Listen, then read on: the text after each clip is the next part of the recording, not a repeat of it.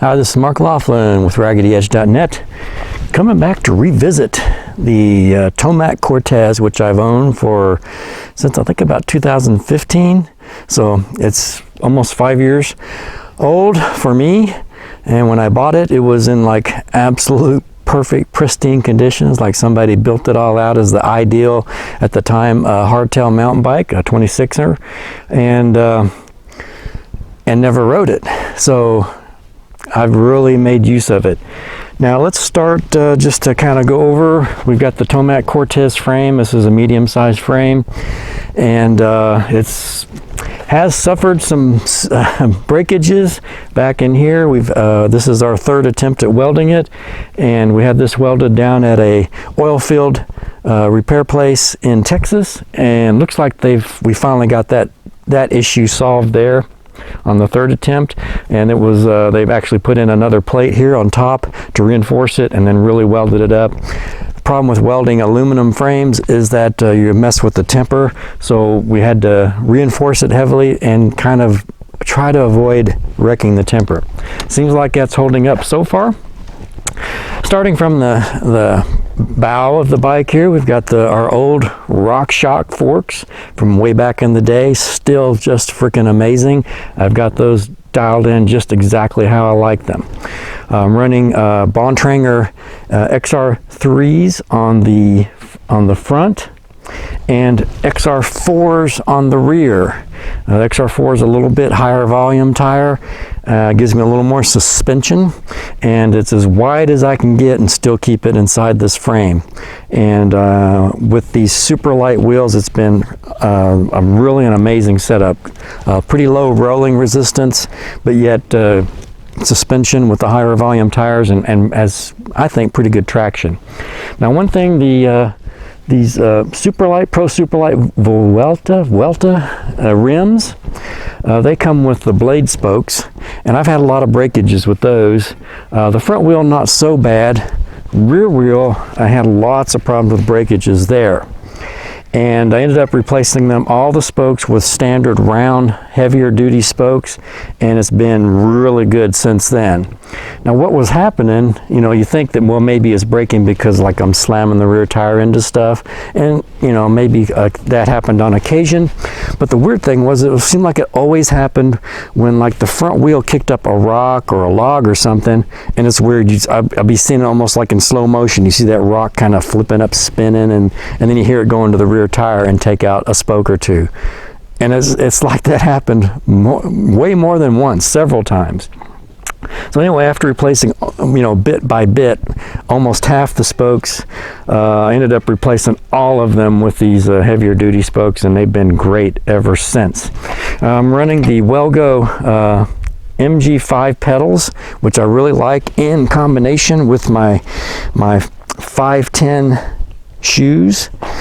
Good bite. I use the James Wilson center of the arch technique, and that kind of like a leg press instead of trying to do the whole spinning thing with clipped in pedals. I did wear clipless for a while, and way back in the day, of course, I even wore toe clips back when I used to race a little bit back in southwestern Wyoming area, around Evanston, Wyoming, Park City, places like that. We have replaced the skewers. I did break one of those, and I've replaced the seat several times since I got the bike. The previous seat had titanium rails, and they lasted about 6 months. So I've gone with the WTB seat, and I like it quite a lot. It's got steel rails, so it's a little bit heavier, but they seem to be holding up a lot better. We've since gone to, the bike originally came with a 3x9 speed, and I've gone to a 1x11, I think, a 1x11, and I've got this is my latest cassette. It's a box 46 cassette that goes from 11 tooth to 50 tooth. Maybe it's 12 speed. I don't know. Anyway, it's got a wide range of gears available to me. I've run these Ibera bottle cages for a long time. I don't like carrying water on my back like a lot of people do in a hydration pack. I like keeping weight off of I've got enough weight up here that I don't want to add the weight of water, which is pretty dense, you know, pretty heavy for its amount of space it takes up. And so I like to keep that weight off my body and keep it down low, and in this case low on the bike. These bottle cages, they're starting to show some wear. I mean, that's how much I've used this bike. They're actually wearing this bottom tag. There's significant wear on those. These are aluminum cages. Sometimes I've had lately this cage here and rough stuff, my bottle is bounced out, so I may have to replace that at some point. Maybe it's losing its springiness, I don't know. I'm running just this nice little manual pump that I carry with me. I like manual rather than CO2, because if you use up your CO2 cartridges on refilling, then you're left without any options.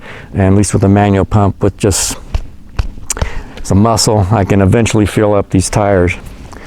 I've replaced the bottom bracket bearing several times. Ended up with running the Shimano 8000, I think it's 8000 series bottom bracket, and that's been pretty good reliability wise. So even though I now have a spare with me, I don't replace these nearly as often as I did initially.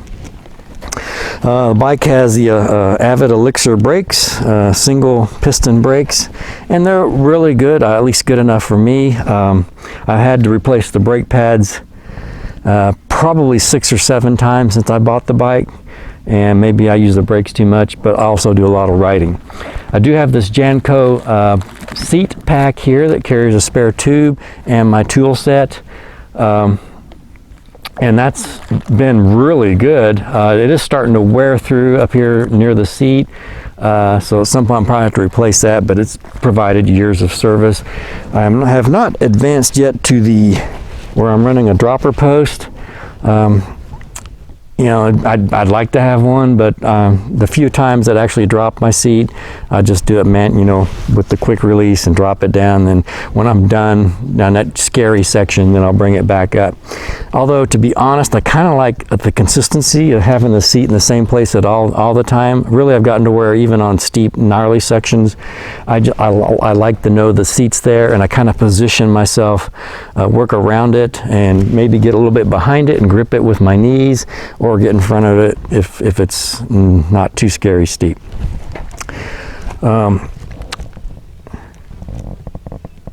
Anyway, that's about it. We've got you know, the Shimano shifter with the new transmission, so it basically eliminated the clutter of the front derailleur and all that, so that's saved us a little bit of weight, but mainly I just like the simplicity and the fact that with the narrow wide chain ring here on up here, I don't have the chain bouncing off the sprocket like I used to. I don't think I've had that happen to me since I've gone to the 1x12 or 1x11, whatever it is I have, the setup here. So that's it. It's been a terrific bike, 26-incher. You know, it's kind of behind the times as far as all the 29ers, but I find that I like the quick handling of it. It almost has that BMX-like feel. It's Mark Laughlin with RaggedyEdge.net. Thanks for watching.